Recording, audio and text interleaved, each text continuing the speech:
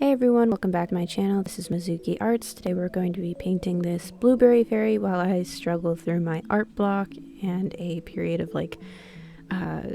awkward creative growth that I kind of want to talk about. I think every artist deals with periods where they feel like they're growing a lot and at the same time they feel stagnant. This spring has really held a lot of that for me, where some of my ideas feel like they're the same, but I'm also figuring out different techniques and stuff, and sometimes it just feels like my technical skills aren't there, but I still find myself really wanting to draw. I'm not sure it can be properly referred to as art block, but I may call it that at some point in this video. I don't really know. If you're a regular of this channel, you'll know that I do a lot of these types of paint with me videos, but this is one where I've chosen a dedicated topic to talk about. Usually I just kind of talk about my life or whatever is on screen, what I thought about the piece, etc., but every once in a while I'll pick something to kind of dive into. So yeah, if you're new here, be prepared for a very casual ramble, but I'll try to keep it on topic. So this whole kind of period of awkward growth started for me, I think, in February. It kicked off with a piece that I have called Over the Hill. It was a piece where I sketched in a fairy and decided I wanted to do a weird background with branches and a butterfly coming in and all this funky stuff. It was before I really decided to explore collage, but only a few days before I started with that. And I consider it to have been a piece that I grew with tremendously because I had been kind of playing around with the idea of somehow working in backgrounds or more items into my paintings for a long time. And that piece definitely helped to embolden me, even though it was not the end-all be-all for how I ended up taking backgrounds or how I treat backgrounds now. We are interrupting this regularly scheduled program to tell you to go check out my Etsy shop. Since fairies have overtaken my sketchbook and my life, my shop has become the ultimate fairy lover's dream. With products ranging from stickers, pins, and prints to original paintings, I've got it all. All of my stickers are printed on waterproof vinyl, and my prints are on high-quality, durable, matte photo paper. So if you're watching this video, there's probably a fairy that's perfect for you. Whether you're looking for stickers, prints, paintings, or pins, head to www.etsy.com/shop/MizukiArtStudio. I think it was actually the very next painting after Over the Hill where I decided that I didn't like that the elf character that I had didn't have any kind of background with her. She had some bushes in the foreground and a couple behind her, but she had no environment for that. The painting that I'm talking about, of course, is my meadow stroll painting. You can see it up on my Instagram and everything. I have prints of it in my shop. If I can find paintings of them, I can put them up on screen. I'm sorry guys, I'm really bad about that. But that was when I discovered that I liked collage, and the reason that I call this period of growth awkward is because immediately after that I started to accumulate little pieces that I didn't use for the collages that I intended to. I tend to make more pieces than I need to fill up a background, and that leads to pretty imprecise workflow where I think I'm going to fit everything in, but I'm not. So basically every painting that I make looks different than how I picture it in my head. And this could all be solved if I did a little bit of measuring and planning, but since I usually work pretty spontaneously, that probably would not keep me creatively inspired. And the way that I work, I also tend to work on multiple paintings at a time. I'll start sketching for one day, and then I'll do line art and some painting the next day, and some sketching and painting the following. I work around, and sometimes that leads to struggles with keeping things precise and organized, but I do end up happier with my art this way overall because it allows me to take a brain break if I need it. But anyway, yeah, I guess that just means every painting's a little bit of a surprise because I'm working on it in chunks, and I'm also not measuring things. But on the bright side, I do keep all those extra pieces that, you know, I make for my collages and that don't end up getting included in certain ones in like a little baggie. So I'll make a whole bunch of, you know, flowers or leaves or whatever.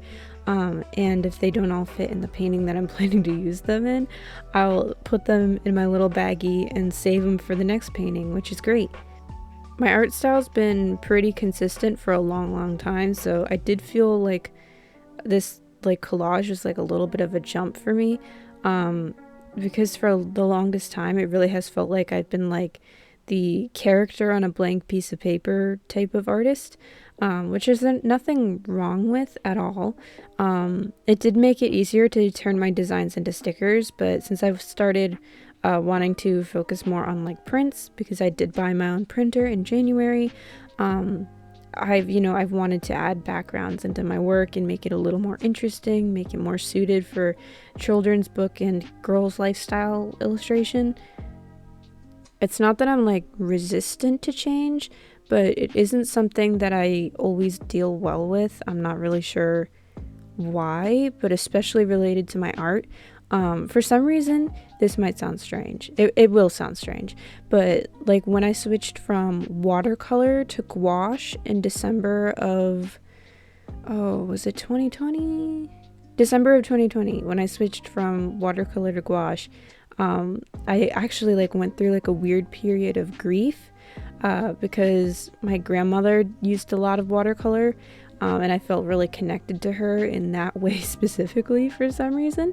Even though now, like, I still use watercolor a lot. Like, it's not the main medium in my work, but I still use it. You know, I opened that big watercolor box from Himi Maya a couple months ago, and I use all those palettes all the time. I took a watercolor class in college and everything. But yeah, I guess that kind of is something that I dealt with collage too, where I was like, my entire workflow is like shifting. And it kind of happens on a smaller scale for me too. Like, I remember when I changed from my smaller plastic paint palette that I bought when I first started painting, to a slightly larger one that my mom had gotten me for Christmas. It's actually on screen right now. I actually went through a period of grief for that too, where I was like kind of sad to not be carrying around my cute little watercolor palette that I'd bought when I was like 15. It's strange little things like that that sometimes get me, but ultimately every time I make those little changes, I do grow a lot. I have been going through a weird period though, where the faces that I'm drawing don't look right. Even the face on this character, I was pretty nervous that I would end up making it look worse when I added color, because I've realized sometimes like my line art looks fine, and then when I start adding in the color, it's like I've trained myself to shade things in a way that makes them look more awkward sometimes. So I was a little worried about that. And I tried to cast a little bit more of a shadow on her right eye, to the left side of the page, of course, just to give it like a little more depth, because it looked like it was jutting out a little bit and I didn't want that. And I was like, I have to pinpoint why this is happening, because I've been drawing for so long that at this point, like, I should be able to draw a face and be relatively happy with it. Like, it doesn't have to look perfect, but I should be able to solve my problems before the painting is finished, you know? I think it looks a little better with that shadow added on, for sure. It does seem to help some of the awkwardness, although I still think it is placed a little strangely. Struggling with placement of the eyes is like nothing new to me. I've been dealing with that for a long time. But I've just recently felt like it was either worse or like it was bothering me more that I was struggling with it. I don't know. Maybe it's because I'm like trying to push myself out of my comfort zone more, so the problem is more obvious and I'm just facing it more, you know?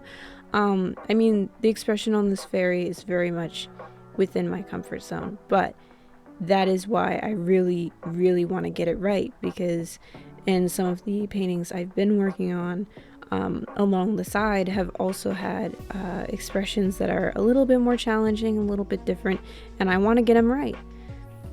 I've got one more semester of college, and obviously I've got longer than that, of course, to like work through my own problems.